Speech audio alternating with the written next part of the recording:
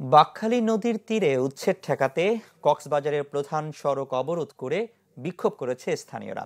এ বিষয়ে আরো জানিয়েছেন আজিম নিহাদ।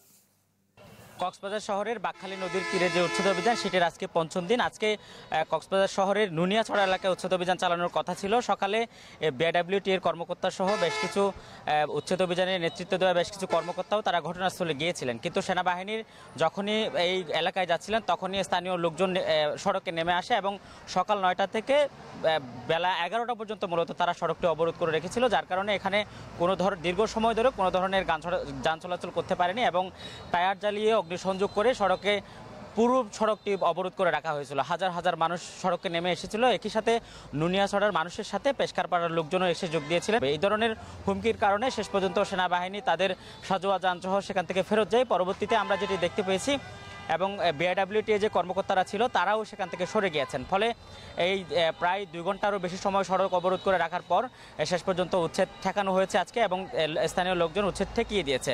পরে তারা এখান থেকে সেরে চলে গেছে এবং তবে স্থানীয় রাজনীতিবিদরা এখানে এসেছিলেন। স্থানীয় সাবেক সংসদ সদস্য লুৎফর রহমান কাজল তিনি স্থানীয়দের সাথে কথা বলেছেন যারা মূলত সড়ক অবরোধ করে রেখেছিলেন।